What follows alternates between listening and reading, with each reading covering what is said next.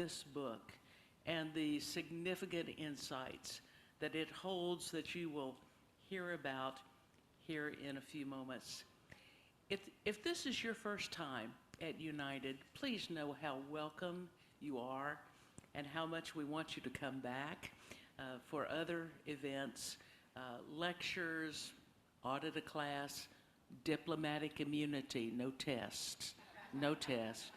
We're delighted that you're here. Let me call upon Acting Dean DMin Wheeler, who will do a formal introduction of Dr. Green.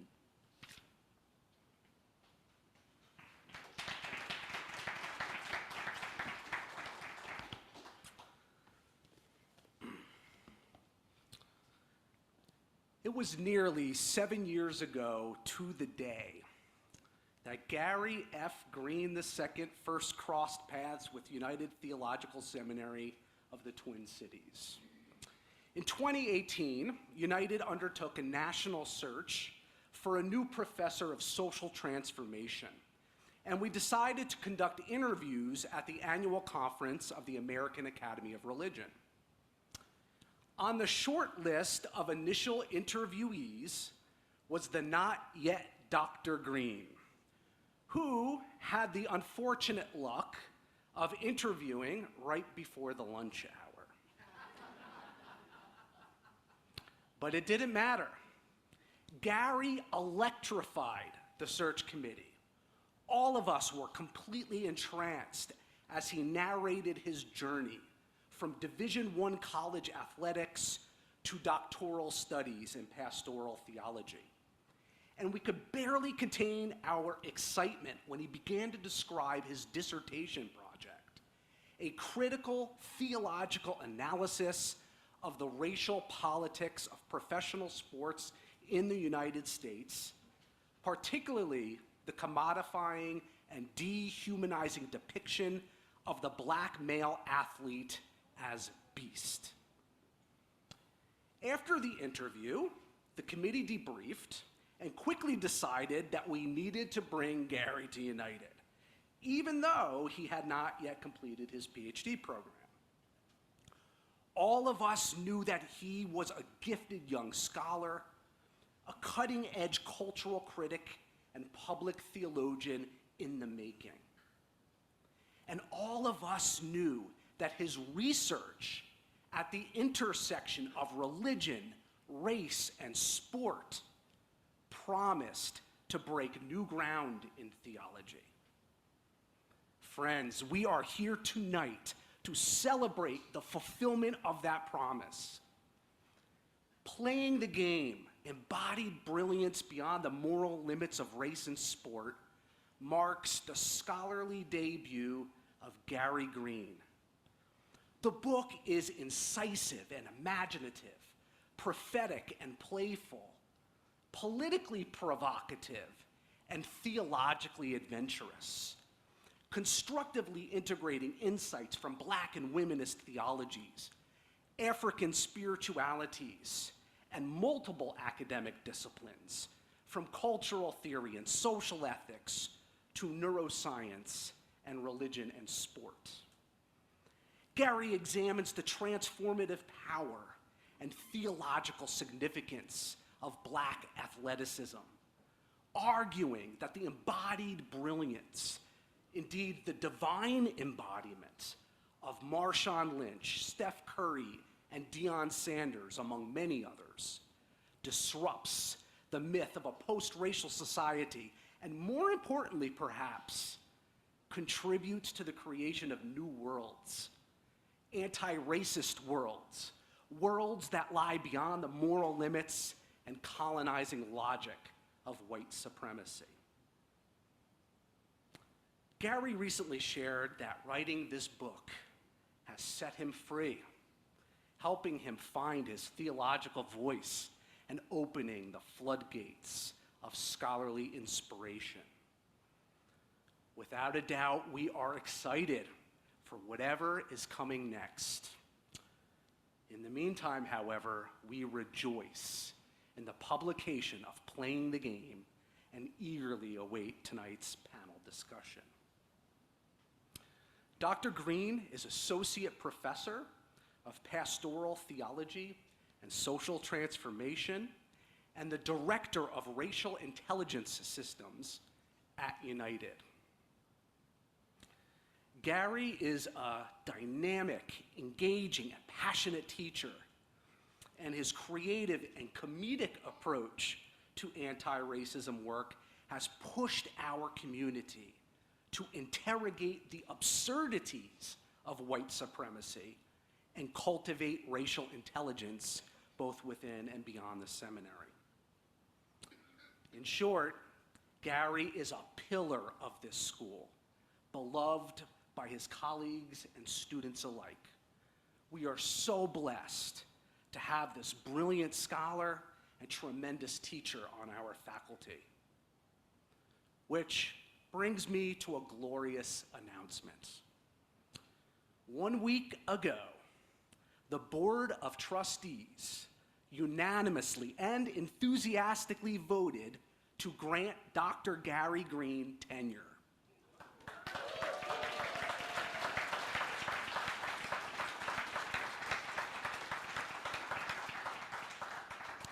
Friends, this is a momentous achievement for Gary and an important milestone for United, as he is the first Black professor to receive tenure in our seminary's history. Indeed, 63 years is way too long, but it is something to celebrate indeed. Let me end on a personal note. I consider Gary a dear friend and a treasured theological interlocutor. We share an office, and our many conversations over these last several years have been highlights of my time at United. I love you, Gary. Friends, please join me in welcoming the distinguished author of Playing the Game, Dr. Gary Green.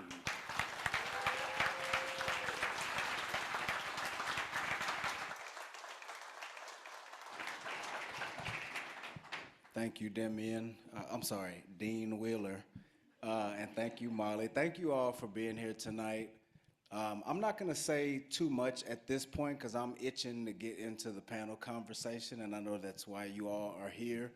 And I could sit here and talk about the why of the book and tell you about the chapters and all that type of stuff. But one of my buddies, Uzama Obasi, and I, we like to do some creative things together. And we've been doing some creative things this past summer and this early fall. And one of those creative things is creating a Playing the Game, Embodied Brilliance Beyond the Moral Limits of Race and Sport, a release album. So I'm gonna play a couple videos that will actually do more of the work in terms of introducing this book to our conversation. The first portion of this first video that you'll see is a clip from the preface. I did a preface read, and there's an enactment of the characters within me who interact in the preface, and so you will see that. And then after that, you will see an interview with these characters that also does the work of providing a chapter summary. So by the end of these videos, you will have context of what this book and why this book, and then we'll be able to get into our conversation to go deeper. So, T. Michael, go ahead.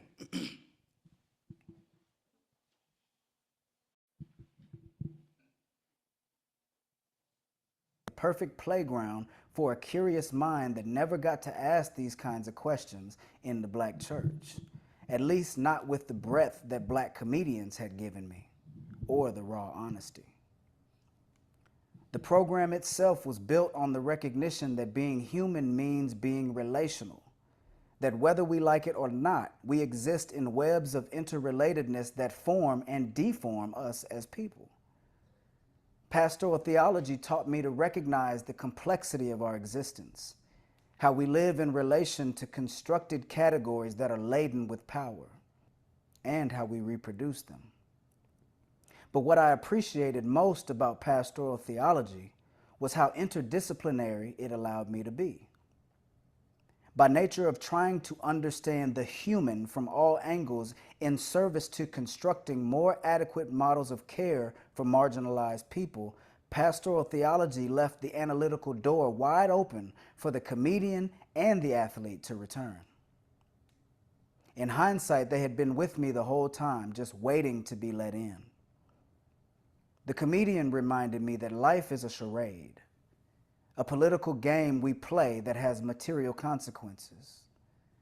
This caused me to see the tragedy of white supremacy more deeply, the despair, the fact that George Floyd didn't have to die, nor did Trayvon Martin or Emmett Till. And the comedian is relentless. He continues to show me the absurdity of men who murder black boys because they are sanctioned by a state of being that makes this behavior culturally acceptable because of a caricature. Or women that fear or fancy black men because of the same caricature. Not to mention those of us black men who buy into its seduction. The comedian sees the slippage in political life, stresses it even. He understands how a situation could go sideways or stay on track based solely on how we act in concert with whatever lies we believe then embody in relation to each other. Refusing to let me look away, the comedian is hell-bent on revealing to me the relational science of racism in a way that would haunt me if it were not for the athlete, who looks deeper. He comes to the conversation with an optimism that is based in a deep knowledge of the body and its interworking. The athlete reminds me how important laughter is for the body, for the brain, the heart. But the comedian, being the cynic he is, always chimes in. Shit, imagine how bad white supremacy is then for the body, the brain, the heart. I laugh. Remembering his training, the athlete retorts, but what about the possibility of our bodies? Let's not forget about the neurophysiological changes that could happen if people took the comedian's insights seriously, not to mention how this might translate into embodied action to the contrary. After all, the athlete is an incurable optimist. The comedian, not so much. But what about probability based on political design? Or the fact that people embody white supremacy in ways they don't even realize? Touché. The athlete, beginning to feel witty himself, says sarcastically, yeah, but remember that political slippage you were talking about? How a situation could go either way based on what we believe then embody in relation to each other? Beginning to retreat, the comedian asks, but how do you get people to believe something about black men when they can't even see how the caricature has convinced them that we are not human? The athlete smirks. You show them how none of us are. This book is born from the witty banter within me, informed by the fields on which I have played in service to telling a different story about black men, by way of black athletes. It is a story about black athletes, told from the perspective of a black athlete who found his voice only after reclaiming parts of himself that colonized thinking caused him to assume were not welcome or legitimate in the academic world. Because the caricature is an imposter too. It was only after I learned to trust the comedian in me and the athlete that I realized black athletes have a theological story to tell that goes much deeper than I could have ever imagined. The book demonstrates how black athleticism possesses and is possessed by an embodied intellectual depth of brilliance that has eluded our cultural ability to recognize it as such. We simply cannot see it because the caricature has created a lens that is designed to protect the architect, the writer of the script, who uses post-raciality as a form of plausible deniability. As a result, we have all been recruited into a language game that forecloses our capacity to recognize the deeply embodied handle black athletes have always had on the very humanity that white supremacist histories suggest we don't possess. And yet, without the technological brilliance of black athleticism, this country would not know which way is up when it comes to the capitalist ideal that colonial whiteness created. Playing the game is a provocation. It is a work of theological satire that invites us to take seriously a hidden dimension of white supremacy as it plays out in plain sight. The story moves at the same level of subtlety with which white supremacy operates, breaking open its cultural logic across 3 dimensions that move from the surface of black athletes' bodies down to the crux of our being. The narrative begins as a cultural criticism that develops into a conversation with Marshawn Lynch, illustrating how he exposes the cultural dimension of white supremacy. It proceeds with an expose that Steph Curry provides by disrupting the embodied dimensions of white supremacy's economic logic.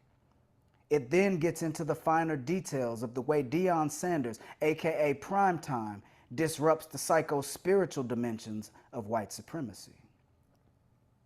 And it culminates by bringing the theological message of black athletes close enough to home that we can feel the anthropological significance of black athleticism.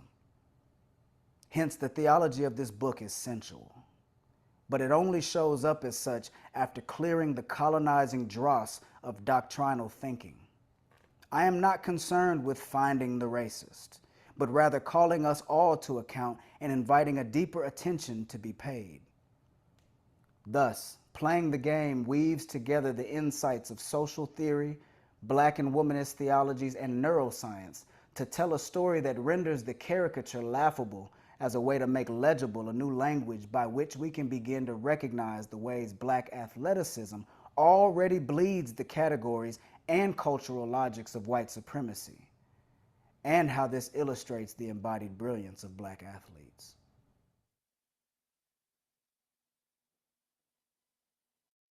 Oh, chapter 1, we definitely come out swinging. The myth of level playing fields. Yeah, that one is definitely the eager boxer who's been waiting to throw hands. He's still measured though, but damn sure trying to get some licks in. That's definitely the comedian's chapter. Man, I've been waiting to pull the rug on that damn caricature for a minute. So that's what this chapter's about. Undressing the caricature. Exposing the concocted myth that has a chokehold on our cultural imagination, and adjusting our lens so we can see a little more clearly. Calling it like I see it, and maybe talking a little shit too. Yeah, that's why the next chapter is the comedians too, mostly. Marshawn Lynch, Beast and the historical play on Human. If chapter 1 is the eager boxer trying to get some licks in, chapter 2 is when he starts getting surgical, dictating the rhythms of the fight and studying his opponent so he can find those flaws, those openings for later on. The comedian can tell you better than I can. Yeah, I remember when I was a kid, my mom used to get so nervous about how rough I was. I can even remember hearing her cringe every time I got tackled on the football field, on my old highlight tapes. And she would always warn me whenever I told her I was getting ready to preach a sermon that was probably going to piss the deacons off. And even when I was a little boy, she used to always ask me with this nervous curiosity in her voice, "Gary, why you gotta be so destructive?" I feel like I finally got an answer to her rhetorical question. Well, Mom, because breaking shit is the best way to figure out how it functions in the first place. Well, that's definitely what this chapter is trying to do. Take everything that I see connected to the caricature apart, whether morality or even human as a concept, so we can understand the interworking and hopefully do better by black athletes, if not black people in general. But like I said, mostly, because the athlete definitely had a say in this chapter too. I mean, what do you expect? We're talking about Marshawn Lynch, one of the greatest running backs in the history of the NFL, but more importantly, a brilliant mind. And you know what I mean by that too. We'll get to it. Yes, we will. In fact, chapter 3 is the athletes. It's when he starts getting into the weeds of what he really wants to say about embodied brilliance. Steph Curry, range beyond the ploy of neoliberal rationality. There are definitely elements of the comedian in this chapter, but the athlete gets to narrate this one. It's all intelligence. It's always been intelligence. Whether you're talking about the technique my ancestors had to develop to survive enslavement or a touchdown run that sends fans into frenzies, black people in the United States have embodied all kinds of brilliance that society has yet to learn how to talk about, especially when we're talking about black athletes.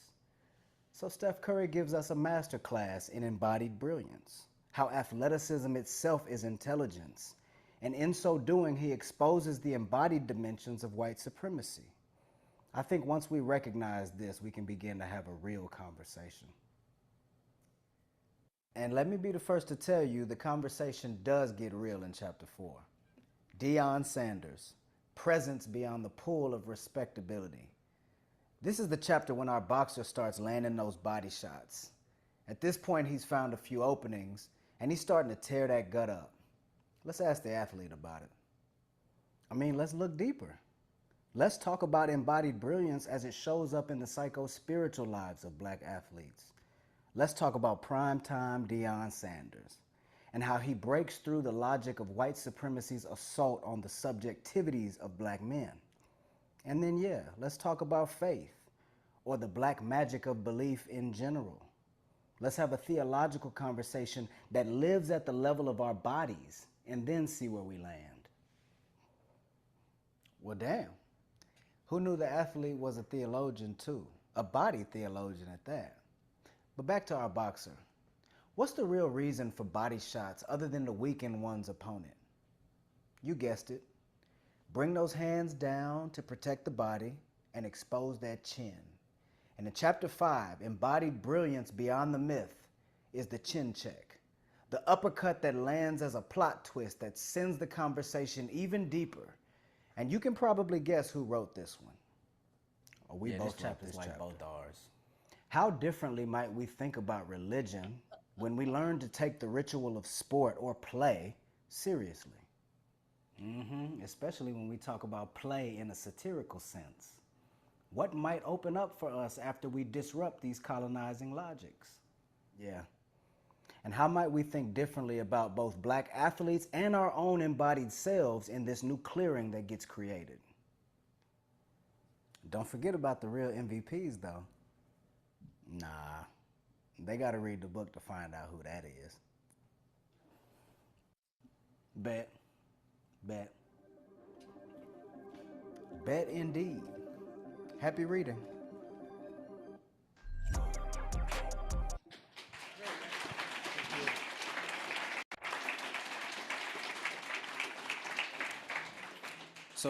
So I don't have to do the legwork of setting up this conversation, but I appreciate y'all humoring me with that. And without further ado, I want to get right into our panel conversation because we want to leave enough time for Q&A and plenty of time for book signing. So thank you all again for being here. But let's just get right into it. And my first panelist that I want to welcome is CJ Ham, a good friend of mine in your 10th year playing fullback for the Minnesota Vikings. CJ is also the Vikings 2024 Walter Payton Man of the Year nominee. Yes, that deserves a round of applause. Yeah. CJ is a husband, a father, and a dear friend who has a perspective to share on this book from the inside of this conversation. So CJ, thank you for being here, man. Welcome. I appreciate you, man. So we've talked about this before. We know how popular Beast is as an accolade in the context of sport. You know, it has become both an accolade and a mantra. An accolade from kind of an outside looking in. You see an athlete, oh man, he's a beast. But also a mantra because of how seductive it is, in the sense that you will hear athletes, and I remember myself growing up playing sports, and I'm like, I'm a beast. Like, you know what I mean? Because of what that means in terms of dominance, in terms of expertise. But I'm curious to hear from you, CJ. What does beast not capture about all that goes into what you do as an athlete, particularly an athlete that learns how to dominate in your field? Yeah, that's a great question. I think the term beast truly just undermines what we do as athletes and undermines our brilliance. You know, we're talking about the the hours spent in the gym, doing film study, just training our bodies to be able to react and perform in an extraordinary way. You talk about it in the book about that flow state, right? Like how can we reach flow? We talk about these super intellectual people who reach this flow state. You have to be a genius, some sort of genius, to be able to have your body perform in a way that is out of body. That's right. And at a top level. So what we do is a form of genius, right? And that gives me power, that gives me strength. I was just thinking about this the other day. We talk about these intellectual jobs, professors, scientists, astronauts, and we know, we deem them as intellects, right, as brilliant people, and we know why. It was years of schooling, years of studying, reading papers, reading essays, whatever it is. We know that they're very smart, and we're not calling a professor a beast. We're not calling a doctor a beast, but we deem that with black athletes. I'm gonna call you a beast, but it's the same type of study that we have. The same type of years that we've put in of schooling, per se, since we were some 4 years old, to be where we are today. No, I appreciate that, and just thinking about like the time, the effort, the energy, the intellectual energy that goes into training, right? That you're actually training attention. Yeah, you're training your body, but you're training your attention and training it in a way, like you said, that can read and react. And in a minute, I'm gonna pull up something and we're gonna talk to the screen a little bit.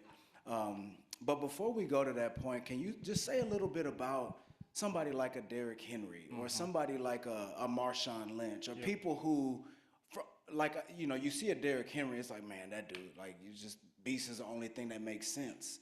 And I kind of want to, how some of these people train. Exactly. I mean, you look at Derrick Henry, like, he does have some God-given genes that a lot of people don't have. 6'3", 250, runs a 4.5, like, praise the Lord for those things. Right.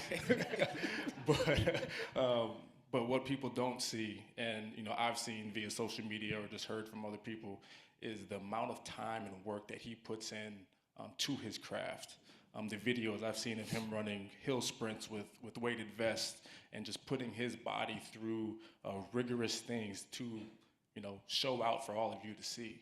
Right. And even just thinking about the flip side of that, I have a teammate, a long teammate of mine who is white and plays a position that requires a lot of athleticism. But his entire career, they've only talked about him being a good player because he is smart. He is savvy. He's able to manipulate defenses because of his intellect, not because of his athletic ability. Versus, if you were to put his status or stature up against any other athlete, not race, you would look at his numbers and say, oh, he ran a 4.4. He's fast. He jumped a 38-inch vertical. He can jump. He runs great routes. He's quick. But because he is a white athlete, he is automatically deemed like a smart player.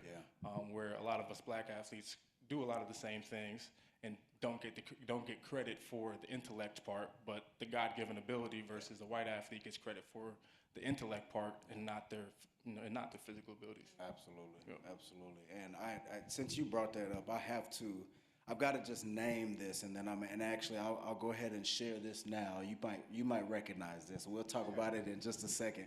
But before we do that, when you talk about the contrast between the ways that black athletes and white athletes are talked about, the ways that they are figured in our minds, I can't help but to notice one player that many consider to be the greatest of all time, Tom Brady, one of the greatest quarterbacks. If you listen to Tom Brady talk about the game of football, and this has been nagging me, and it's actually going to be something that I'm writing about right now, Tom Brady will regularly talk about how the game is dumbed down now. And specifically, the quarterback position has become dumbed down And he decries almost as like this bygone era from when pocket passers was the only kind of player. Now, if you don't know what a pocket passer is basically just a quarterback who, because they are not a dual threat, in other words, they can't move around, they're not fast, they're not agile, they're forced to stay in the pocket and play from the pocket. And I think it's not coincidental that the game that Tom Brady talks about being dumbed down now is also a game where you've got more black quarterbacks playing than had ever been the case in history. Dual threat quarterbacks who can throw from the pocket, but who can also move around when the pocket breaks down. And so even the comparison between sports or athletes and other intellectual professions doing the same kind of work, studying film, rep after rep after rep, but athletes just so happen to be doing all these things fully embodied. I'm not a computer programmer where I'm intellectual, I'm doing all these reps, but I'm also sitting behind a TV screen. So there's a different dimension of the kind of intelligence that I'm trying to bring awareness to in this book, because all of us exist in bodies. And all of us can move our bodies in different ways, you know, with limitations, obviously, but there's a circuitry that I think athletes are tapped into that we need to begin to pay attention to. That is in addition to a kind of mental, intellectual formidability, but also a fully embodied one. And so with that being said, CJ, tell me a little bit about what you're looking at. Let's just start there, and then I'll quiz you. How about that? Yeah, so we're in I right here. A lot of the things I may say may not make a lot of sense. Which is the point. Yeah, we don't have a lot of time to get into that, so just bear with me. But yeah, we're in I right here, and we're going up against this looks like an under G dink front, which you know, we have a 3 technique on the backside in front of 64, and then you have a 2I in front of 67 there, which is, you know, you can call it a shade, but it's more so a 2I. Yep. And dink front means, dink means all 3 linebackers are off the ball, stacked. You got the Will all the way to the left, 41. 44 in the middle is the Mike. Yep. 45 is the Sam. Yep. You know, and if I was to talk about, you know, one of my favorite plays, it's lead weak, inside zone to the left, to the open side. The right side is the closed side because the Y tight end is over there, so that means it's closed. Open side, there is no tight end over there, so it's a 2-surface open side. This is a 2-surface open side run where number 30, me, is responsible for number 41 right there. The running back is going to get the ball on a 45-degree angle, running towards the left.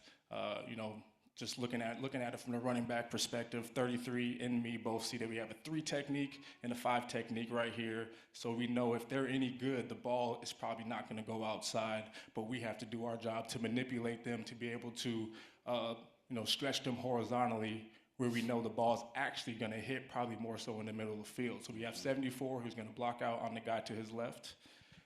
We have 64 who's going to block that 3 technique right there.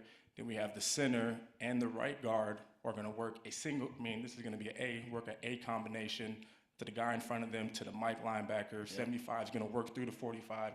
84 is going to block the guy to his right. Yep. So I know that this 3 technique in front of 64 is going to tell me everything that I need to know to be able to get to my responsibility. Mm-hmm. So I need to stretch him to the left to make him think that we're running the ball outside, so he tries to keep his leverage. And then I'm going to have to go underneath, or if he plays over top of 64, then I'd have to adjust. This is all happening in the split second, but these are all the things that are going through my mind before play. So if he plays all the way off to the left, I'm going underneath to take 41, which he's probably not even going to be involved in the play, because the power of this play, even though it's on paper supposed to go to the left, the power of this play is this A block between the right guard and the center. You know, if we can get them to move with their combination, the ball is going to cut back towards the middle of the field, and there should be a big gap. Yeah, appreciate that. Let's do one more. If that makes any sense to you guys. Let's do one more, CJ, because one of my favorite plays, counter was my favorite. With a pulling guard, but I also loved inside zone. Now, this might be a little different because y'all are in a 2-back, but talk to me about if we're doing inside zone to the left on here, what are the reads that the tailback is going to be looking at? Let's imagine it's a single back set, or do y'all run inside zone out of two back? So so what the player just said was like inside zone out of two back too. So Perfect. So yeah. So if we're running inside zone to the left here, again, this is going to be a true over dink front, where again you have that 3 technique to the strength of the field, and then we kind of have like a shade to the backside, and then over the tight end. You can call it a 6 technique. He's like kind of a tight 9.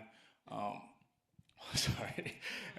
So yes, if we're running inside zone, if I'm 27 here, the guy that's behind me, we're taught to read the first D lineman off of the center. So that 3 technique again is going to be our read. He's going, and then you want to be, and then if you have a shade on the backside, a tight shade, that's what you feel. You feel him. So you're reading that 3 technique and you're feeling that shade.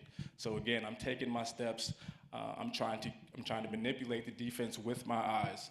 So if I get the ball and I look straight back to the right, the whole defense is going to know I'm going to the right, and it's going to make it tough for my offensive linemen to get their blocks done.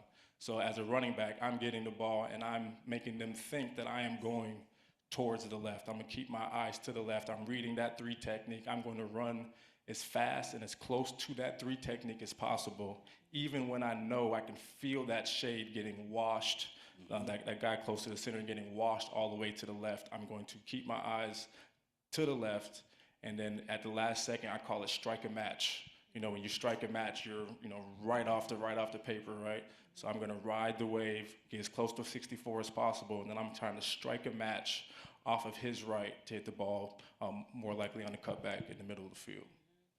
And if you pay attention to the zone steps of an inside zone play or outside zone, it's like poetry in motion. If this was film, if this was a video, the lineman, everybody would be taking the same step to the left. It wouldn't be up, you're taking a lateral step so that you can get into the flow of the play. These are not things that we talk about. The commentators don't spend time always talking about that, and fans certainly don't understand all that goes into this kind of thing. But you just heard him, it probably sounded gibberish. But this man is trained, and I appreciate what not just about who you're looking at, but what you feel. Because that's a different kind of intelligence too. To be able to trust the fact that you can feel the flow of a defense, you can feel a defender, even while not looking at him, and know how to move in relation. And so with that in mind, CJ, the second question I want to ask you is, how differently would brilliance land for an athlete than beast? Like, I'm just curious from your vantage point. It could just even be an imaginative, like, what difference do you think it would make if, especially young black athletes who are youth, every time beast was said, if brilliance was put in place of it? I'm just kind of curious. Exactly. That's a great point. Just thinking back to even our conversations we had when we first met a handful of years ago, how this term truly kind of just changed the way that I thought. Because just like you, we wanted to be called the beast. We celebrated it. We embodied it because that's what we had. That's what meant we were a good player. So that's what you wanted to be. But a lot of the times, us athletes, specifically black athletes, we think that this is all that we got. So I'm gonna be a beast. But I think if you were to tell me that this was a form of brilliance, it would have gave me so much more power to be able to. First off, I just go out there and do more. To know that I'm strengthening my intelligence of doing this. I'm not just playing a game. I'm actually forming a sense of genius. To be a kid and hear that, I think that would have just changed the game. And I think it's already changed for me, and I think it's going to do a lot of good work for a lot of athletes because of this book too. Appreciate that, man. And the last question is really on that note: is what do you think the value of this book is for black athletes, or for coaches, or even execs, although execs might not like it very much? I think it's a lot of the things that I just said, man. It's just, it's empowering. It's empowering to know that, you know, a lot of the times we've heard from people years ago, you know, just shut up and dribble, right? Just stick to your sport. Don't have a thought on anything else that's going on in the world. You're an athlete, you know. So like those are the true things that have been out there. So I think just pointing back to your book, it just gives us a sense of power to know that what we do is valuable. Yeah. What we do, you know, we're not just athletes. We're way more than that. And you know, to teach us that, to teach our kids that, is going to go a long way. I mean, I even think about coaches too, black coaches. I mean, from the beginning of time, you know, there's more and more now. There's more and more black coaches, black head coaches, black coaches in power. But for so long, there was none. And you know, I think it was due to like them thinking that, hey, they were not intelligent enough to be able to do some of these things. And so just this book is just showing us that we can. And it's putting a voice to it. I've had conversations with teammates about this term embodied brilliance, and a lot of them said like, I never thought of it like that. You know, because it's been so long. It's just like, hey, you just got to be a beast. You got to go out there and make a difference because you're a beast, because it's God given, and you know, we are given a lot of things by God, but we have to do things to be able to be extraordinary too. So That's right. I appreciate it, man. Yeah. All right. So our second panelist is none other than Dr. Lakisha Lockhart-Rusch. You see her on the screen. Dr. Lakisha Lockhart-Rusch is an associate professor of Christian education at Union Presbyterian Seminary, is also a womanist play facilitator, and is the author of Doing Theological Double Dutch, a womanist pedagogy of play. And just so you know, at the signing table, there will be a QR code for womanist, doing theological double dutch, so you all can support Lakisha's work. Lakisha, welcome, and thank you for being with us. Thank you so much for having me. Can you hear me okay? Yes. Right. I Yeah. have a sinus situation going on, so hopefully I don't sound too bad. No, you good. You are good. You are all good. So let's jump right into it, Lakisha. You know, as you know, play is a central theme in this book, and play is also a central theme in your book, in Doing Theological Double Dutch, particularly womanish play and the importance it has in the lives of black women, which I know we'll come back to. But a few things that you say about the significance of play in this book, I want to note, and then I'll ask the question. One of the things you say is play, we can learn new things about ourselves and others. We can learn fairness and kindness in play, develop cognitive skills and agency in play, learn to cultivate relationships, and you even talk about how, as adults, play helps us make meaning and deepens our capacity for relationships, or even that it empowers people in the face of oppression. But then the other thing that you say about play is that embodied play brings us closer to the divine. And I have to ask you about that. How does play bring us closer to the divine? Absolutely. Before I talk about the divine, I just want to say shout out to you and your family. I know the creation of a book is a lot, so congratulations to the babies and the spouse. Y'all did that. Y'all did this. So it was a full family thing. So congratulations. But I feel like embodied play brings us closer to the divine because for me, it recalls us back to our personhood, our humanity, remembering that we are not floating heads. We are not just bodies.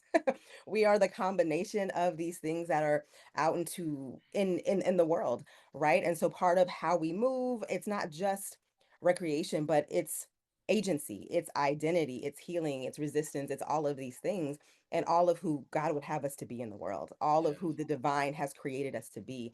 I'm a firm believer that we have been created by a creative creator to create. And so when we are playing, we are creating, we are recreating, we are bringing things into the world that we have been given through creativity. And so for me, I feel like when we embody this play, we're communing with the divine in all of these beautiful ways. So it brings us back to this beautiful relationship, whether it's in nature or whatever that creativity is for us, whatever that play is for us. the divine is there, and it helps us reconnect in ways that we might lose along the way when we feel like we're adults and have to grow up. So, but I it's always appreciate there. and I appreciate the full bodiedness of that. Like to talk about how we're not just heads or we're not just bodies, but play actually brings the fullness of who we are to bear on a situation. And then you use one of my favorite words, recreation. And because, I'm a nerd for play also, you can't talk about recreation without acknowledging that the word is recreation. And so can you just say a little bit about this? This was not on the notes, so I apologize, but I know you're prepared. But talk a little bit about the significance of that. Like when you enter it, like I call play a portal of possibility. That's one of the things my students will tell you. I'm always talking about portals of possibility. What are the kinds of things to your mind that can happen in context of play, especially when we think about them as spaces for recreation? Oh my goodness, it's so good. So I mean, and because we're nerdy folks, and so I'm also going to throw out there like, for me, it's very much I when I think about the recreation and recreation of it all, I think about Courtney Goto's work around the grace of playing. I think about Gadamer and the to and fro. I think about like the world of possibilities, how we're able to do trying things on. I mean, I can't help but to go back to childhood play when I'm playing, doctor or house, pretending like I can be a doctor as a little Black girl who Yeah, didn't see any Black doctors growing up. that's That right. was huge in my world, right? Like That's right. realizing that. Or I'm playing, red light, green light, or some game and realizing, hey, that friend cheated and I'm gonna feel some kind of way about this. And now I'm figuring out how to make meaning in the world. I'm creating the world around me. And I realize I can't trust you because you were going to cheat. And so we're not in the same place. I'm Yeah, making meaning. I'm making meaning of who I want to be. Do I also want to be a cheater? Do I also want to play the game? Or do I realize I just need to work a little bit harder? And so for me, it's like we're creating all of these worlds that are shaping who we're going to become, that are shaping how we're showing up in the world. Like we're recreating. And for a Black girl whose body has been objectified, who has been demeaned, right? As we're talking about athletes, right? The commodification. I mean, think about enslavement, all of these things. Play then also becomes a space where we're reclaiming and renaming. yeah, We're re-narrating our stories, right? Saying this is who I'm choosing to be, not just who you have to say I am. This is who I am. that, This is how I'm going to show up. So we're recreating our own worlds for ourselves as well, restoring just all the re's in in the recreation and all that is happening there. So yeah, I can understand why that's your favorite phrase. I appreciate it. That's good.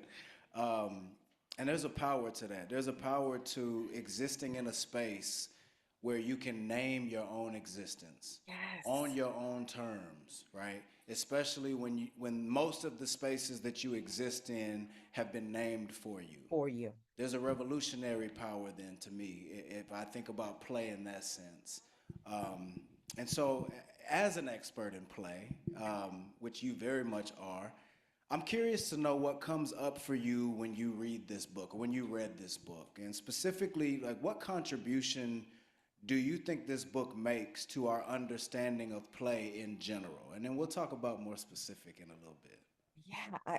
So I mean, so many levels. Let me just say that first of all, there's so many levels of play in this book. So it was so well done. I mean, just the writing of it, the form, the style of it, like just on an aesthetic level of the actual writing was so playful. I mean, just the way, literally you talking shit in the book. I mean, it's dope. I mean, like in beautiful ways. And so I'm like, yes, I'm here for it. You're giving examples, you're taking us through it. I mean, you flip the script at the end. I know we're gonna talk a little bit about that, but just the way you're even playing, it's like you almost playing us while we reading the book. And Yeah. it's a wonderful, beautiful thing. So the aesthetic of it is playful, but even just the work in it is so playful. I feel like it's like you deepen, you complicate, you disrupt, but then you also expand, right? This conversation of what we're doing. It's like you're shaking us up. You're like, I think it is this, but then you're like, oh wait, no.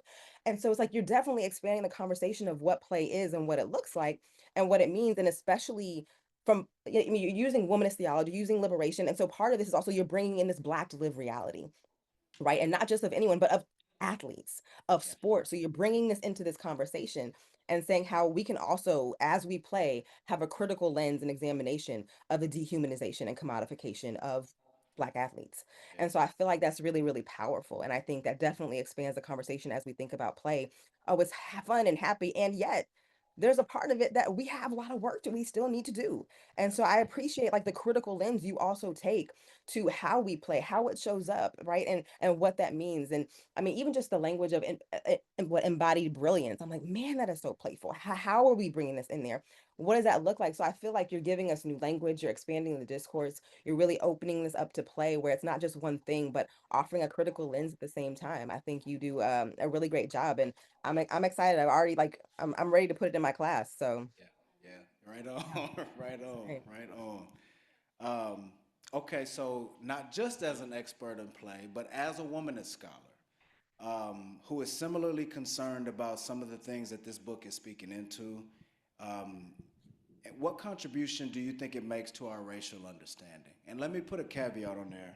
You know I'm thinking about the plot twist right now. So there's the racial understanding, but there's also some gender dynamics that I'm trying to bring attention to, both across context, but really the intracultural dynamics. And so if you were to think about the plot twist part of the book, why is that part important to you as a woman and scholar? First, I just want to say you shout out so many women in this book, and I'm just I was here for it. I I was had to. I reading had the to. Emily Towns and the M. Sean Copeland. I was just like, yes. So Yeah. thank you for that. Because it just adds so much. And so for me, knowing that you had already spent this time in the book building up with these womanist scholars and this liberation theology, and it was literally apart from like the very beginning of this of how you were setting this up. When the plot twist came at the end, because I'm not gonna tell y'all, because y'all have to read the book. So I'm not going to tell you, but it's amazing. You want to read it. um, but when it came in my mind, so again, my book's about double dutch, right? And so in my mind, I talk about how womanism is like another rope, how, very much Du Bois, like double consciousness, how we have to know one, there's one language that is the main narrative, cis, hetero, white, male, that this is what it is. And when you add this other narrative, you have to know both languages. I mean, you talk a little bit in your book about code switching. You talk about how we have to know both of these, very W. Du Bois, double consciousness. But for me, I call it kind of like double embodiment, double dutch, Yeah. adding in this other Yeah. rope. And Yeah. so when this plot twist happens, you start adding in this other rope. And I'm like, oh, whoa, whoa. And so it's literally like double dutching in this book of adding in these other ropes, of talking about what happens when, again, I don't want to give it away. It's like what happens when we think about what it looks like from a womanist lens to Yeah. be a Black male athlete. Yes. And that is dope and amazing, and spot on, because it's not all the positive that you think it might be. And so it's just this beautiful turn of realizing what Black male athletes also benefit from. And so it's really beautifully done. And so really good double dutching. Very well. You would have in the competition, you would have been there. Yes. And so what you just said, it occurs to me because one that's my favorite part of the book, and I appreciate you naming the thread of womanism because if I'm gonna be completely honest, um, my theological perspective is grounded in the insights of womanist theology. I've been formed by womanists. Of course, James Cone and other Black male liberationist theologies, but I found a permission in womanist thought and theology, that thinking about theology within the categories, like, as revolutionary as Cone was, he's still playing to some of the categories Yeah. that he inherited. Mhm. And when I read womanist thinkers, there is a willingness to dispense with the categories when it does not capture the truth that's what is really being told. And so this is part of the reason why this is my favorite part of the book. Also because originally, for context, the Deion Sanders chapter was going to be Serena Williams. And the publisher, and I will say the one womanist editor on the editorial committee encouraged me, just keep it focused on Black men. And DMin, I'm a rule breaker, so we found a way anyway. But She's that's in there. the She's gist in of there. why the book had to move that way. But when you're talking about double dutch, and when in the book, when I'm talking about the satirical play, which is kind of the part we're talking about right now, there is, to me, a dexterity that someone develops when they have to jump over multiple ropes, Mm-hmm. right? Yeah. This is another way to say that privilege has a way of causing us not to pay a certain kind of attention to life, And when I exist on the margins, I see things that the benefits of comfort would not necessarily allow me to see. And so I want to applaud your work, but I also just want to bring attention to, the phrases when they talk about trust Black women. and I think that there's a brilliance to that, because it invites us to look at the circumstances, the relational webs that people are caught up in, and understand that when I've had to jump over 2 and 3 and 4 ropes simultaneously, I develop a certain kind of agility that I think can speak into a lot of the problems in society that we hope the people will speak into. So thank you, Lakisha, for being present. We will have some time for some exchange after this last panelist. So everybody can, then there can be crossover. But thank you, Lakisha. I'm going to move to our last panelist for the formal part of the panel conversation, and then we can get into some informal exchange and dialogue.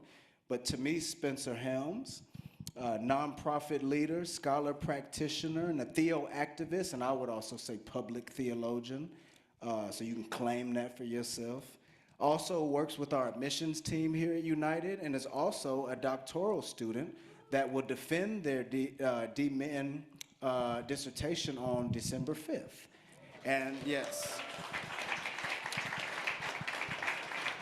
And I have the privilege of being Tamice's first reader, so I get to be front and center in that celebration, but also a colleague and a co-conspirator of mine in the work that we do here at United for racial intelligence systems. Tamice, thank you for being part of this conversation. Thank you, Dr. Green. It's good to be here. Yeah. So you and I have talked at length already about the book. You read it. And so let's just start here. What does this book tap for you? What does it bring up for you? Everything. I think the attention that's being paid to alternative intelligence, which is something that really fascinates me and intrigues me. I think there was something so profound about learning how athletes feel their way through and trust the process that brought up for me things from Monica Coleman's womanism and the womanism class that I took with you. Yeah. It just showed me that I'm not alone, and it gave some scaffolding to my way of being in the world. I hadn't ever thought about athletes as intellectuals, but it made me start thinking about intellectualism as athleticism, which was a really beautiful thing that I think I needed for myself, feeling like there were not pockets that made sense for multivalence and being a polymath and being good at lots of things and wanting to do it this way and thinking about it that way. So I feel like what this did was made sense of me and the way that I theologize and make sense of the world. Yeah. What permission did it give you? Oh, man. So I was able to see a lot of queer consciousness. I don't know about anybody else who's read the book. But the third way, so Dr. Lakisha talks about double consciousness. For me, being Black and queer is a kind of a triple consciousness, because the experience of some of the, what I like to call leaven of white supremacy showed up for me in my experience in Black religious communities because of my queerness. So it would be too Black and white space, but too gay and Black space. And so really feeling that there was not a path for me, a pocket for me to strike match.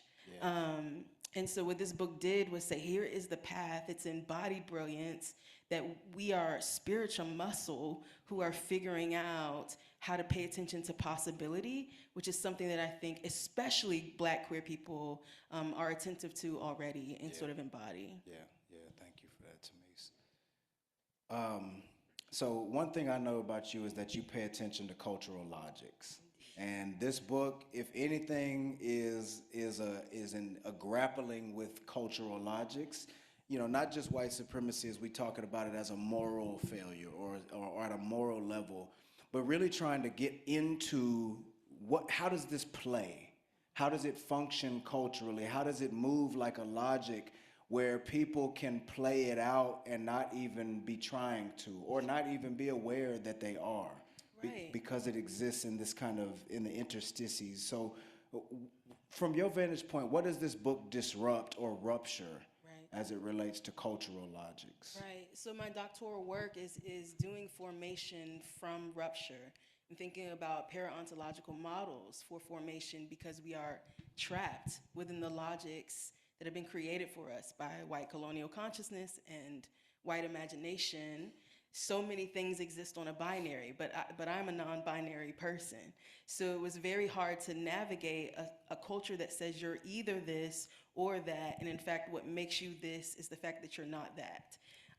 Those logics are tautological to me. They depend on one another to make sense, and I feel like there's a third way. I was drawn to that from my tradition with Jesus, that there are third ways. There are ways to say, there is more than this. It doesn't have to be either or. It could be both and. It could be yes. It could be not at all. But there are other options, and I feel like this book breaks ground for scholars, actually, to begin to think about what it means to pull out of the future. You know, Munoz talks about futurity, that what we are has not yet been, right? And so does the Apostle Paul. Both of those are queer liberation sort of ideas about possibility means that we can craft what we want to see. And what you talk about in here about scripts and how performing scripts creates culture. Well, in fact, if you rupture those scripts, if you break the rules and nobody tells, and in fact, everybody's enjoying this flash mob, you know, when you break the rules a little bit, it creates possibility for people to go like, why are we even doing that? And it's just, the other thing I'll say is the way that you talk about the comedian. I found my route through there through hip hop. Yeah. And so I feel like wordplay and subversion and creating possibility is all through the book. And I think this is ground. I think it's scholarly ground for a whole group of people to begin to theologize. That's helpful. I appreciate that. What about theologically? So, you know, earlier I was talking in the pre-event about how I took some chances theologically, and I said some things in this book that I wasn't sure I was ready to say in this book. And I'll be completely honest, when I started writing this book, and let me also say it's not my dissertation. It feels important to say that because so much of this process had to do with, as Molly mentioned earlier, finding my voice, figuring out who the hell I am as a scholar and how do I want to be a theologian. Because when you all see me talk about academic, I often air quote it. Because when I was growing up, first of all, I wasn't thinking about nobody's academic anything. I was an athlete, and I existed in a world where athletes were just beasts. So as much as I was a nerdy boy, that part of me was closeted, and I was an athlete, and I never thought about these kinds of things that we're talking about. That world never opened up to me. So then whenever I encountered the academic world, it felt like just a lot of elitism to me. And it felt like a lot of language games where, you know, when I started my PhD program, I can remember feeling lost because it was like, I don't know what the hell they're talking about, but I know I have ideas. And when I finally started to learn the language and realize what people were talking about in these classrooms or in these books, it reminded me of conversations I already had with some of the homies.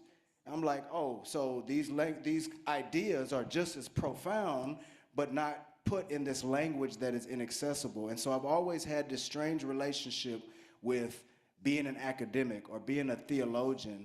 And this is why it's important for me to note and to really explain why the comedian and the athlete are so important to me as a scholar. Because it gave me permission to just be who I already am and figure out if this is the kind of theologian I'm gonna be, then we're gonna just try it. We're gonna play, you know?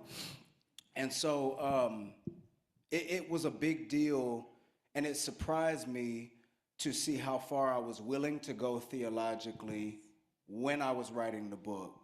And so I'm just curious from your vantage point, like what do you think it contributes to our theological conversation? Footnotes. So footnotes. And I was thinking, when you were talking, I was thinking about how I look at footnotes the way you look at tape. It's like, so I just think that what you've provided is spaciousness that is a kind of a code switch. It's providing permission for people who are otherwise, like myself, but it also is giving you receipts if you need them, Yeah. you know. And I think that that's super important because of the time that we live in. And shout out to the SIM scholars, because so much of the conversations that I'm hearing them talk about, it hasn't been said or done before. Yeah. You know, especially as a queer person, you know, you can't order something that's not on the menu, Yeah. right? And so for a lot of people, they have so many ideas and so many things that they would like to contribute to the world or say or do, but they don't see it, and no one's given them permission. And I think the theological permission that is coming from this, you can tell has been fought for. Yeah. But I think what it does is it shows everybody that door is wide open, run right through. The pocket is open, or whatever. Is that what y'all call it? Okay, the lane, is it the lane? The lane is open. Yeah, you great. Oh, I got you. I got you. my brother is so embarrassed right now. But that's what I think is happening, is that it's providing you with the receipts that you need to refuse. I'm a big person on refusal, and there's a part in the book where you talk about, you know, if you break something, you have to learn to move a different way. Like if you break your thumb in a game, you've got to learn to play without it until it comes back, and now you've got extra capability once the movement comes back. And I think that's the power of rupture in society, that if we do it otherwise, it breaks what doesn't work and trains us to work new muscles of how to be together and how to have conversations that subvert some of the logics that are killing all of us. Yeah.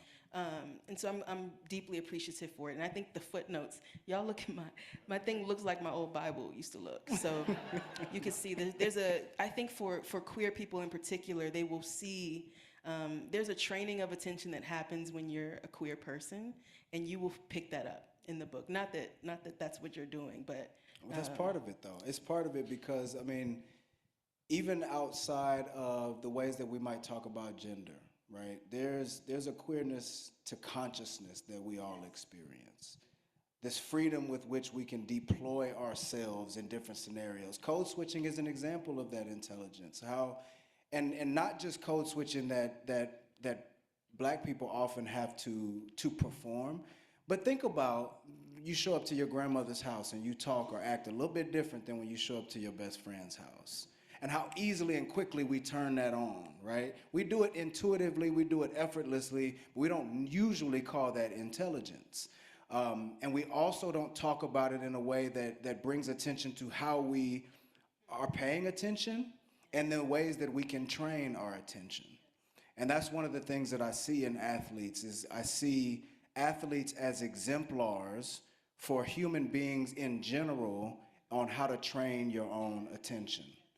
And that has to do with full-bodied attention, which is why I think it's important that one of the moves that I'm trying to make in this book is to disentangle the way we think about intelligence with mind, and even the way we think about mind as head. Your mind is your whole body. That is, there's no separation of body and mind. That is a false construct. One of the logics that this book is after. So I want to invite Lakisha back in. If we could pin Lakisha again. And we've got about, let's say 10 minutes or so, 10, 15 at the most, to just riff. And so none of y'all have these questions that I'm about to ask, because I'm just thinking of them right now. And so I'm curious, given that this book is, given I'm trying to talk a little, I'm trying to say some things, I'm trying to undercut some things, and there's some wordplay, and so I'm just curious, what are some of your favorite sayings or critiques or moments? Yeah, I know I put you on the spot. But I'm just curious, if you were to think about, from a standpoint of disruption or wordplay or something that might have given you pause or given you kind of this, I'm just curious what comes up when you think about that question. Oh, there were so many bars. Hold on. I'm looking at my notes. I got so many. I'm like, hold on. Which? I really put you on the spot. I apologize. And while they're searching, my editor, Kerry Newman from Fortress Press, one of the things he said to me when he was giving me feedback, he said that your puns are magical. And I was very happy about that because I think I'm a poet somewhere as well. And I don't like just boring prose. I like to, like Lakisha said, I'd like to, if you're writing a book about play, why not be playful? And so, but I also think in terms of puns. I think in wordplay. I think in alliteration. Maybe that's the Baptist preacher in me, Molly. But oftentimes things make more sense when I look at life through that lens. And I hope that that also extends permission for, get to know the way your own mind works. Don't force fit your mind to work on somebody else's logic, because otherwise you're going to come up short. Yeah, I think I found mine. All right. When you were, I forget, I'm trying to, the page is exactly how you said it, but it was around strange fruit. But you didn't say it was like Yeah. strange fruit. Oh man, I gotta find it in the book now. Estranged fruitfulness. Yes, Yeah. it was so good. Because I remember, like, I wrote down strange fruit and I circled it. I'm like, let me go back and find out where it was actually at. Yeah. But yes, that was probably my one of my favorite, because you were riffing off a Billie Holiday song, but you were also talking about how an athlete, like, that was actually also part of, like, they were the strange fruit, right? Like that was, and so it was, yeah. So I definitely wrote that one down. Yeah, and for me that part was important because it's one thing to talk about strange fruit. If you're not familiar with strange fruit, it's figuring lynching in the United States. Yes. And that black bodies hanging from trees is a kind of strange fruit. Mm-hmm. But there's also, with the reality of strange fruit, and it was talking about this in the context of Marshawn Lynch, whose last name is strangely connected to that, and so that was part of the play as well. But there is an estranged fruitfulness when we cannot see the brilliance or the humanity of black people. It's more than just the brutality that this country has visited on black bodies, but it's also a certain nearsightedness where I can't even see how fruitful you already have been. That I'm estranged from your brilliance because of this lens that has a chokehold on my way of seeing life. So thank you, Lakisha, for lifting that Oh, up. good. Page 50 when you get the book. You're welcome. You're welcome. I got two. All right. Because I got written next to it, bars. Same. Yeah, you do? Okay, page 72. The method of acting is muscle memory in the United States, a series of meaningful yet mindless movements that reinforce the rule of white supremacy. And its rules are grounded in a cultural belief that black people are intellectually inferior, that without white control, black talent would flounder. So I just like how you do alliteration. The other one is this one. Jennings' work details how the fiction of race and its consequences through the last 6 centuries grew from the imaginative play of European Christians who made moral sense of their malice by dressing it up as divine sanctioning within an echo chamber of imperial power in Christian theology. Yeah. I mean, it's just so rich and like bars, just bars. I appreciate y'all. Go ahead, Steve. I say I don't have a book on me right now, but I'm referring back to actually a conversation that you had with a good friend of ours on this term of embodied brilliance, right? And I think it was a quote that he had said, but you really appreciated was, "I'm not a savage, I'm savvy." Yeah. I'm not primal, I'm calculated. Yeah. And just something that I appreciated in y'all conversation, and just really lit me up. Yeah, I appreciate that. And let me say with that, even the ability to go to that place, like, and you'll feel me on this, CJ. Tell me, why is ISO your favorite play? You mentioned before, like, being one-on-one with the linebacker. What is it about that play? I mean, yeah, I already know. That's what it is. It's me versus him. Yeah. I get to go and do my job, and there is no better feeling than, this is probably the servanthood in me, but there is no better feeling than you doing your job and seeing somebody else be successful. Yeah. So it's just my favorite play because I get to go lay it on the line for somebody else. Yeah. And specifically, you're lead blocking, right? So when you're talking about one-on-one with the linebacker, what exactly is happening in that interaction?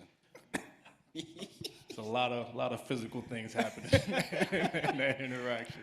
I ask that because I think it's also important to understand, we can challenge Beast, we can challenge this kind of body-centric, devoid of cognition narrative, but I think it's also important to understand that physicality part, that's an intelligence too. That there's a neurophysiology to force that we also have not learned to understand. So even when Marshawn Lynch does go head up with somebody and it's just like, okay, it's who's going to win this encounter, or when you're blocking a linebacker, and in that situation, of course you got leverage, you got different shades, you got things that you're thinking about, but at the end of the day, it's like, yeah, we finna hit, and whoever it brings the most force is going to win this confrontation. And that's the image that oftentimes gets associated with Beast. And one of the reasons I wanted to challenge even the concept of human in this book is because we all exist with that in us as well. To be able to drum up those parts of ourselves, to be able to go to that place is also a part of the embodied brilliance that we are. It's finesse sometimes, other times it's force, and we all do that. So we can't disembody ourselves just by thinking about, okay, well, I don't want to think about this way anymore. Even when you see Derrick Henry knock somebody's helmet off, that too is intelligence. Because there's some calculation that's happening in that. There's leverage that happens in that. There's a certain, you know what I mean? And so I can't say enough about this, and I could talk all day about it, but I have 8:20. Is there anything else that any of the panelists want to bring attention to or say or even ask of me before we open it up to everybody else for Q&A? No, I guess I'll just say, to your point, what he's talking about, like, us being physical 1v1, but there is like a form of intelligence that goes within that too, just reiterating that. But even when I'm going ISO on somebody, it's not just I'm throwing my body at them. Right. There is a specific, like I didn't even get to it in the breakdown, but if it's two high safeties and that will is mine, I know that his job is to spill me so that the Mike linebacker can go over top. So I know when I go to hit him, I have to hit him with my inside shoulder and pry him out. Or if there was a down safety on the other side, he's going to be a box defender, so he's going to try to keep his outside arm open. So now I have to take my head on his outside shoulder and try to run him out. So like going back to that comment of I'm not primal, I'm calculated. Like I'm still very calculated in all the physical things that I do. Yeah. Shout out to Amir Abdullah, because Amir Abdullah is a friend of ours and used to play with the Vikings, now plays with the Colts, running back. And he's the one that, there's a interview I did with him on a workout podcast type thing. And what he said was, I'm savvy, I'm not a savage. And that is the title of that episode. Really quickly, I just, everything that you're saying is translating in my mind in terms of folks who have been told that being an intellectual is a white thing. So I kind of, that's something that happened for me, and I realized that was because there was no other language. Just like there was no other language other than Beast, there was no other way for people to make sense of me. And so I'm trying to speak to some of the scholars or those who are looking to be scholars.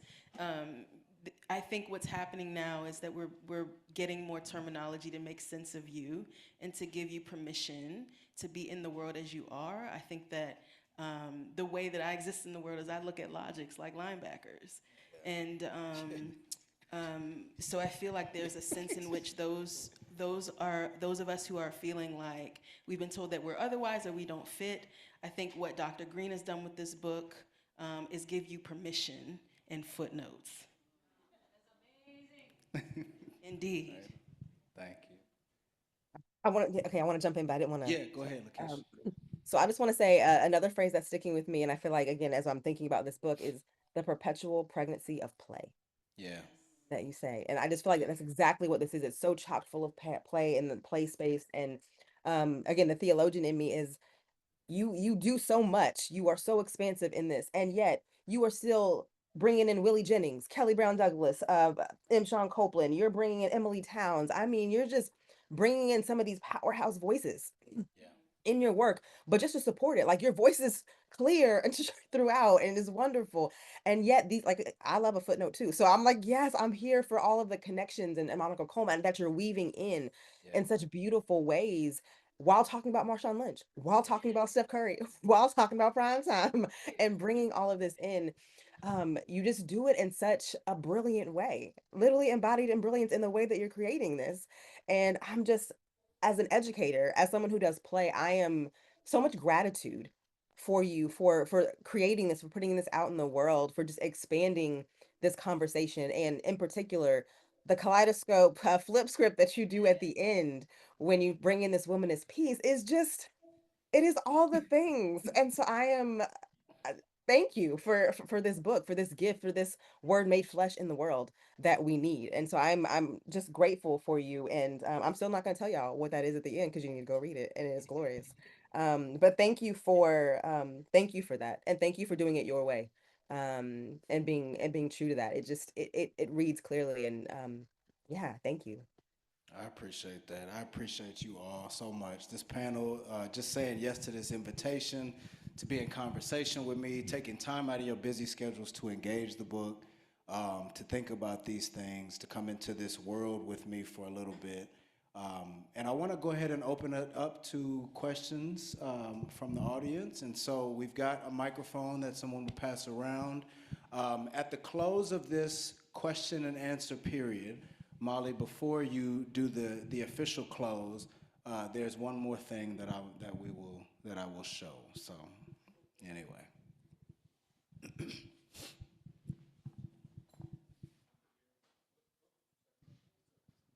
Hey Gary, I've got two that came in online. Okay. Question for Dr. Green: is there feedback Steph Curry had which stands out to you? Is there feedback Steph Curry had that stands out to me? What can you somebody clarify what you mean by what feedback that he might have had? I'm hoping he has some feedback once he gets his copy of the book, but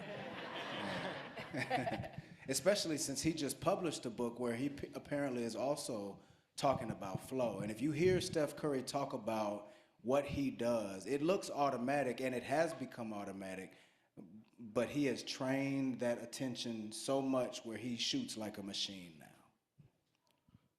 The other question is, will the book be available electronically? It is, I believe it is available on Kindle. You can order that via Amazon. So yes, it is available electronically. I'm still curious about the Steph Curry feedback question, so if that person clarifies, we can circle that back around. There's a question in the back. Hey, Dr. Gary, this is so great. As a pastor in the United Methodist Church, I'm going to bring it to my context.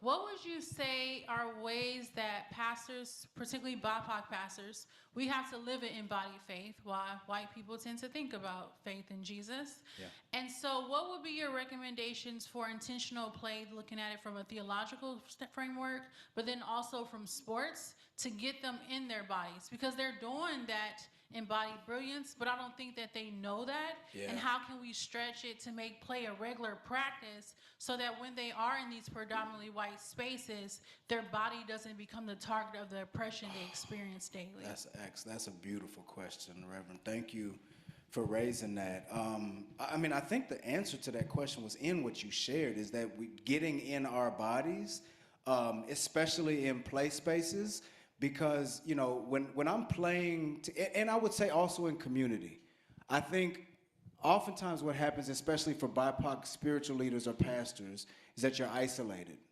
that you're the only one, or that the time that you have to gather with others who are like you is so few and far between. But I think in those gatherings, giving permission to play, oftentimes it can feel like, when we have these rare occasions where we gather and we can pour into each other, we got to do work. Like, we got to get work done because we missed out on this time. And I think, to your point, Reverend Brittany, the real work is sometimes learning to play in those communal spaces and fully embodied play. And so, my not necessarily recommendations, my invitation would be that when you think you need to get together with ministry leaders with whom you are kind of trying to do a certain kind of work, and you think you've got to talk about the Bible or play kickball instead. Play spades. I love spades. And it's funny how when you just find yourself with people in play spaces, how that has a healing effect. Also, it softens us. So if you and I get together with 10 other BIPOC leaders in a community and we start out playing, where we're shooting the shit or we playing spades or dominoes or whatever it might be, then all of a sudden, 30 minutes in, we find ourselves talking at a level of depth that we didn't even plan on because we have bonded in this space of play prior to any business, so to speak. So that's what I would say in response to your question. And I think it was a brilliant question.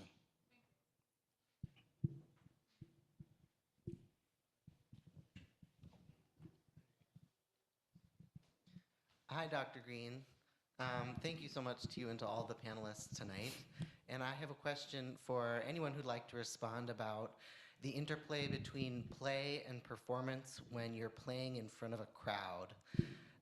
And I'm thinking of the four of you, you're not talking in someone's living room, you're talking in front of all of us right now.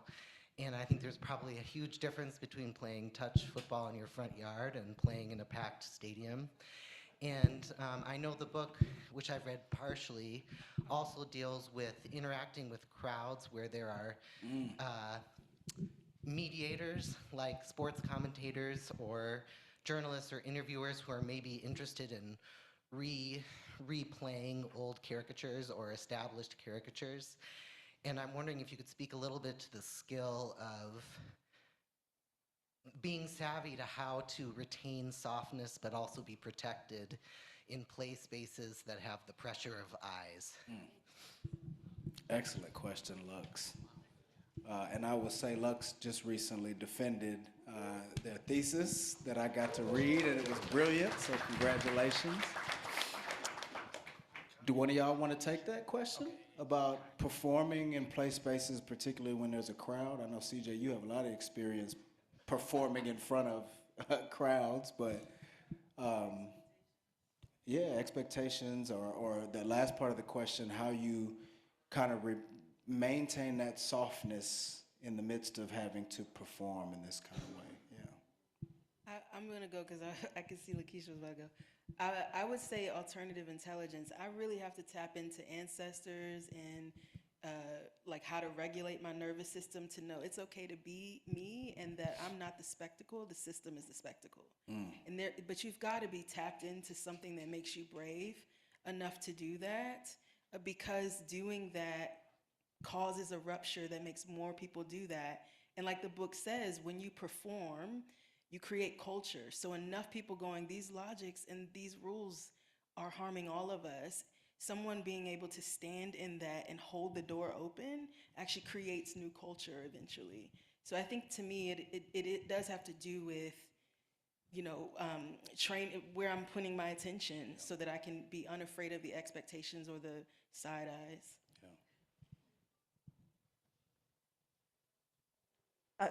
So yes to that.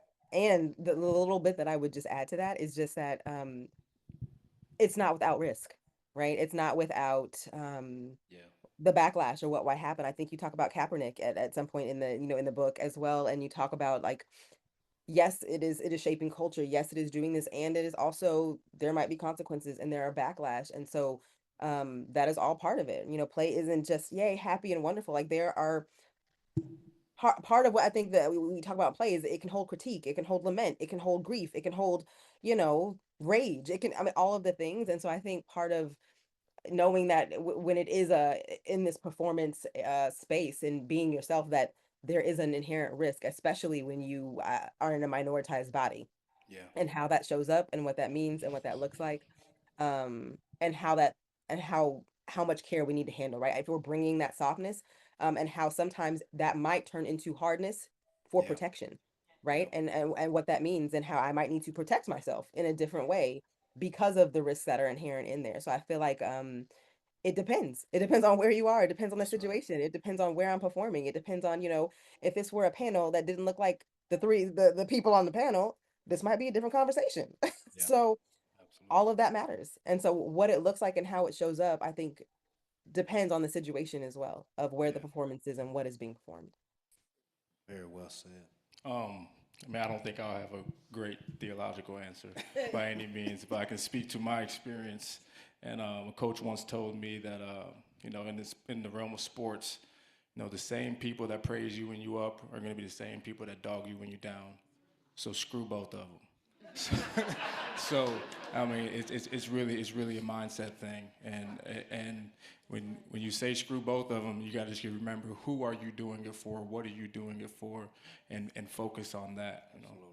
Absolutely. Well said. Thank you. Thank all three of y'all. I think there's, yeah. Hi, I am Greg Rush, a disability theologian, and I'm thinking about the book. What I really am looking forward to reading. I've been waiting for this for a couple years of meeting you. I am thinking about the interplay between play and embodiment in terms of what does it mean when bodies get disabled Yes. or are on the injured reserve list. Yes. Yes. Or like careers that get cut short. I know you interviewed 3 athletes who have had long careers. But like, what about the bodies that get sacrificed? Yes. That get discarded? Once they are discarded, they are forgotten about. Where I think are a lot of black bodies. Yeah. And the realms as both. Yeah. So that what would you say you have? How would you respond to that?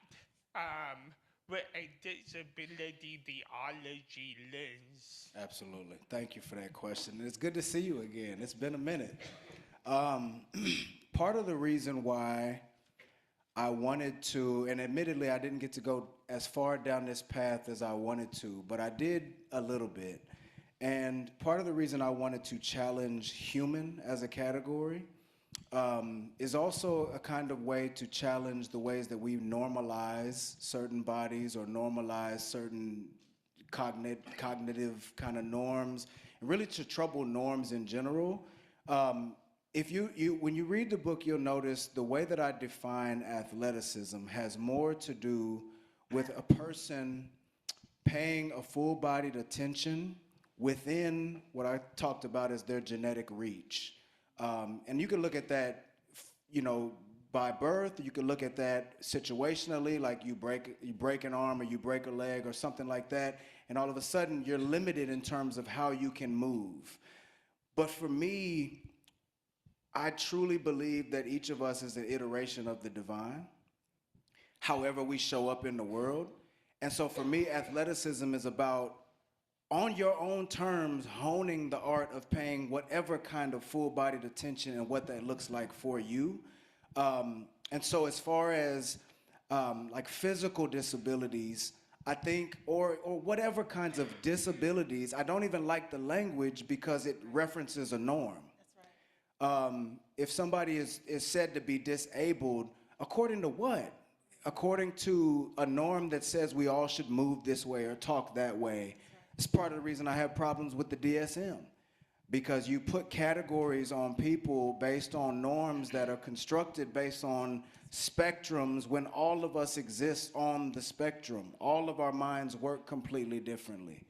And so there's still more work to be done, because naturally I know people are going to read this, and because I'm holding up athletes and because I'm talking about embodied brilliance, they might miss the fact that I'm actually trying to make room for everybody to be able to call themselves an athlete in mind, body, and heart, and to find out what it looks like to fill in themselves on their own terms, as opposed to feel as though because I can't do this or that, I am not able in some kind of way.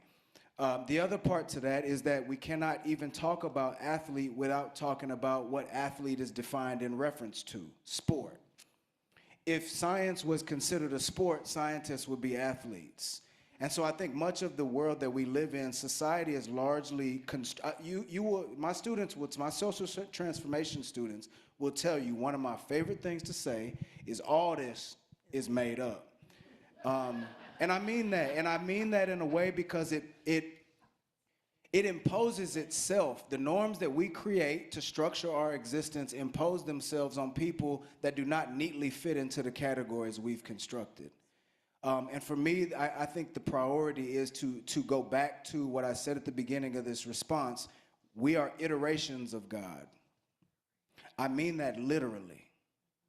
And so I'll pause there. I hope that answered your question, but there's more work that needs to be done in that on the face of it, because I didn't have enough space in this book to really get into the weeds of that in terms of even our definitions need to be disrupted so that we can think about people who we normally would say is disabled in a different kind of way.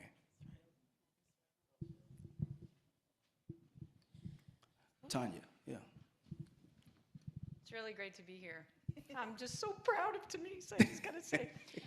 So I'm gonna ask a question about disrupting generations of pedagogy. I feel like I heard earlier today a reference of the pedagogical relationship between you and Molly. Yeah.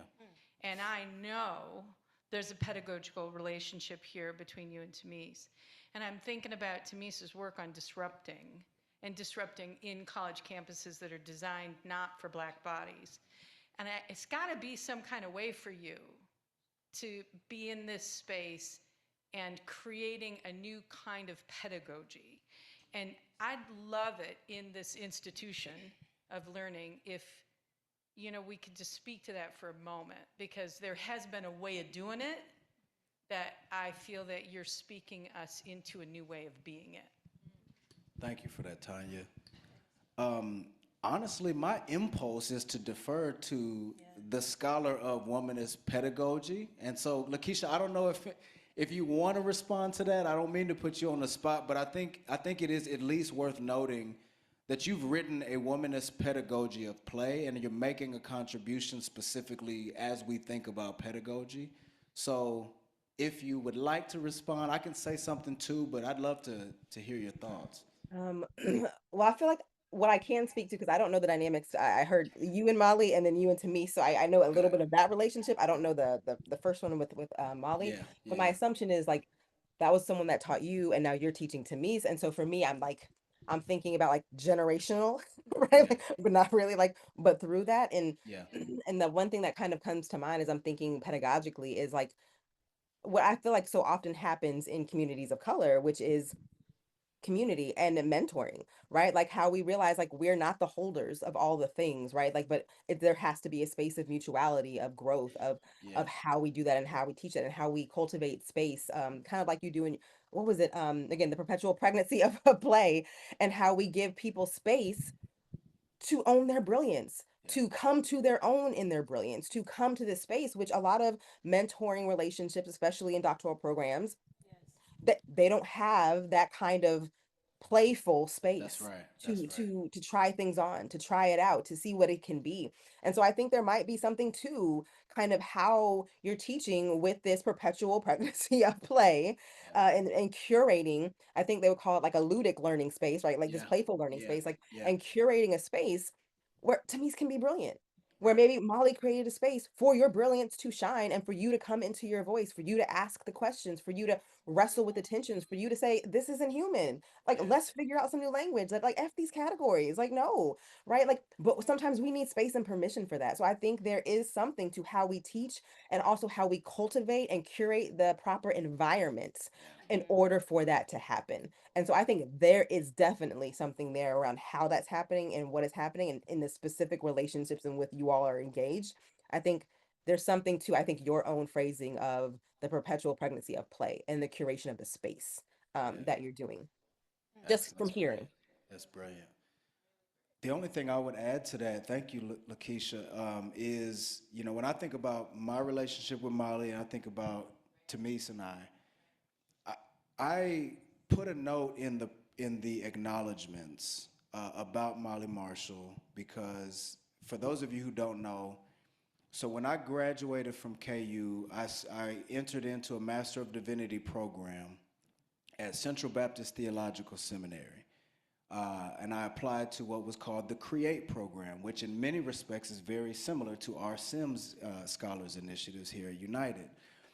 Molly was the president at Central when I enrolled, and I got into the CREATE program, and I got to learn from one of the most brilliant minds I have ever encountered, and one of the most kind souls, and that's why I continue to this day. I don't call you this at work, but in my heart, you're still Mama Marshall. But what I said in the acknowledgments is that Molly Marshall saw a theologian in me before I did. So in addition to creating the space that Lakisha's talking about, she also spoke into my life in a way that helped me see something about myself that I was not trained to notice. And as much as I can, because of the ways that has been done for me, space has been held and I've been affirmed. I'm trying to do that with my students. Because I wouldn't be here if it was not for those whose shoulders I'm able to stand on. And so I'm regularly going to take opportunity, not just with you, Tamice, but any of my students, anybody that's studying with me, I'm going to see brilliance in you and I'm going to name it. And it might feel awkward to you at first. Hopefully, eventually, it becomes muscle memory. And that's another dimension of what this book is trying to do, is to get us used to paying a different kind of attention to life in a ways that we can see our own fullness and our own brilliance, despite what narratives and cultures suggest.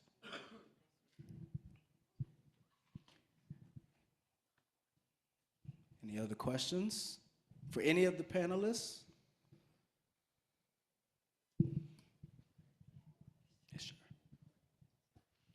I'm Jenny Johnson. Nice to see you. I'm just part of the community, but I'm just curious about how you got here, what your childhood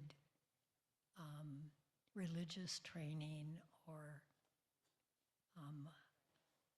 background, and how that helped you be and see the person that you are.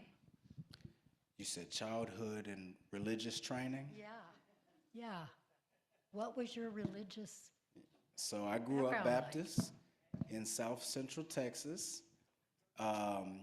And there's one thing that I say, I think in the video we watched, or it may not be caught, but how comedy allowed me to ask questions that the Black church did not allow me to. Yes, that's right. And so at the same time, another dimension of this book is how, for me in my community, I can remember embodying some of the very things that the colonial Christianity that I was raised in or conditioned in caused me not to call what it was, or not to recognize the significance. There was something about moving together rhythmically in community. There was something about being bathed in the love of the Black church, even while the concepts or the categories didn't sit well with me. So it was giving me something while it was taking something away at the same time. It nurtured me even while it foreclosed some areas or trajectories of thought that I was curious about. And so I will say that my religious upbringing as a child, it allowed me to experience a lot of what I'm now learning how to name in theological terms, but it also created a curiosity that eventually turned into a frustration, which was why I wanted to go to school and learn.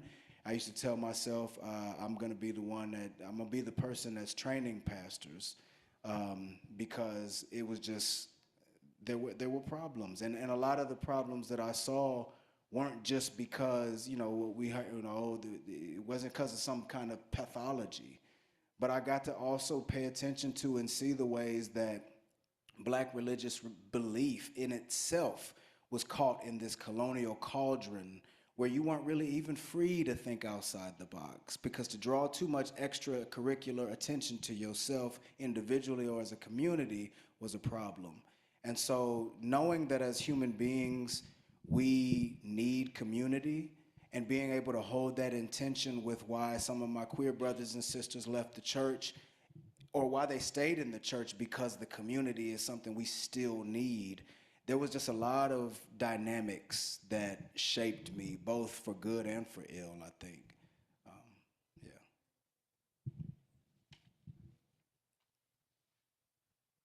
Got about 5 minutes. Any other questions? Ella.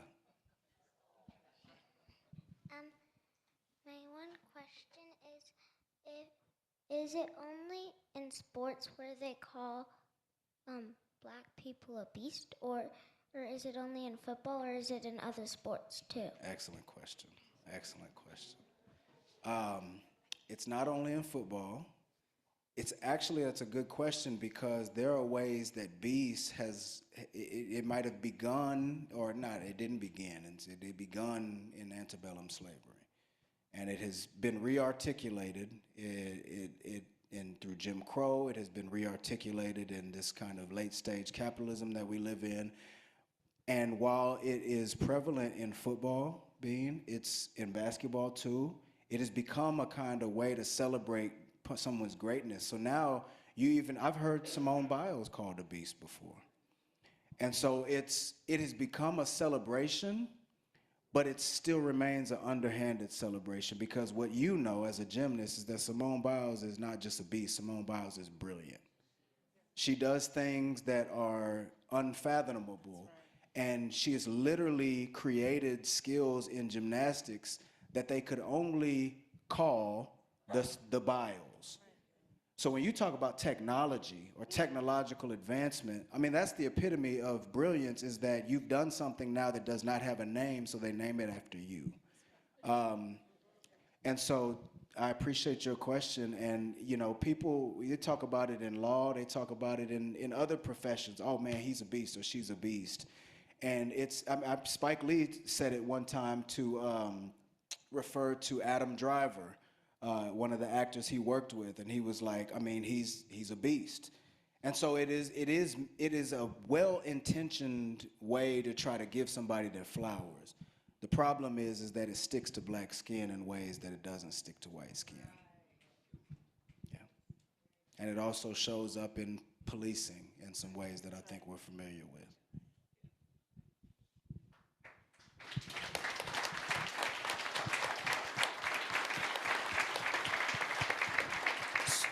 So selfishly, I think it's appropriate that my daughter had the last question. And so I'm going to invite your attention back to the screen, and just after this video, which means a lot to me for reasons that will probably be obvious when you watch it, Molly will let us know what we're supposed to do after that. So I'm going to run to the bathroom before we sign books, but yeah, that's fine.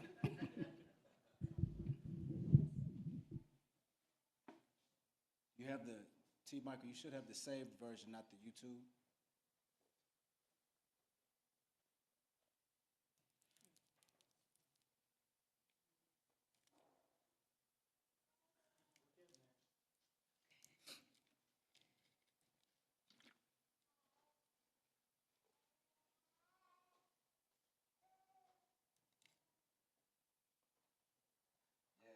It was always something about my first carry. I remember when I was in 4th or 5th grade playing Pop Warner football in San Antonio, Texas. And I think it was 5th grade, because 4th grade I played receiver the whole time, and this was before you actually knew what cats should be playing. It's like, just throw them out there and let them run around. And I remember in practice during the 5th grade season, I got my first carry at running back. And they put me back in the backfield, and I ran a sweep to the right. And the quarterback tossed me the ball. I took the ball, and it was all instinctual. I'd never played running back. I took the ball, cut up the field, somehow felt somebody coming from the inside and spun off of him real quick, and everybody was like, ooh, but the ball flew out of my hand. Like I knew nothing about ball, security at that point. So that was my first carry in Pop Warner. I remember my first carry on JV in high school, but as a freshman. So I had played the freshman season, and I was balling, doing the thing. And so the coaches, which this didn't really ever happen, the coaches was like, all right, I wonder how he would be on JV with the sophomores and juniors. So they moved me up, and I remember halfway being scared to death because all these big old, 16, 17-year-old dudes are talking about, man, I'm gonna knock your head off and blah, blah, blah. And I'm like, nah, these dudes, but at the same time, I'm like, but I think I got some wiggle. I think I could protect myself. And so I remember the first game we played East Central, and same play actually. So I'm 15 years old, a ninth grader playing on JV. I took a sweep to the right. It's actually, I'm in this moment realizing it was actually the same move. So I took the handoff or the sweep to the right. I cut up field. This time, it's a guy coming from the inside. I spin off of him. I don't drop the ball this time. I get back up field, and then there's two guys coming like this. I give them a dead leg. They hit. One of them flips. I kid you not. There's film somewhere. The other one flips over, and I take off. And then it's like, okay, this kid has proven, he can do this. But for me, it was like, damn, I can, you know what I mean? I can do this. And so high school, had a great career, took a scholarship to go to KU. And I remember my first carry at KU, which was technically a screen pass. So it wasn't technically a carry, but it was my first time touching the ball, going against the ones as a true freshman at KU. When Mark Mangino was a coach and, all of that. So I chip the defensive end. Is where basically a screen is where you're faking like you're gonna block the end, and you let them go by, and then you turn around and you catch the ball. So I did this 71 screen is what we called it. I caught it, and it was like I blacked out, but the same kind of thing, like just instinctually making people miss. Took it to the crib, and all the seniors, everybody's going nuts, and I'm like, damn, like this feels good, you know what I mean? And in many respects, man, this book feels like my first carry. I don't have any other publications. Feel like I'm swimming in a new sea, and so this feels like that first time I'm about to get that sweep or that screen in this new game that I'm playing. What you gonna do with it?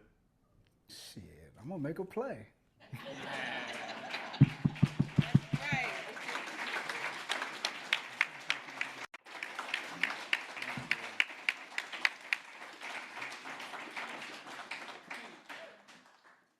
Well, Gary, when you and CJ are talking football, I think you all have the gift of tongues.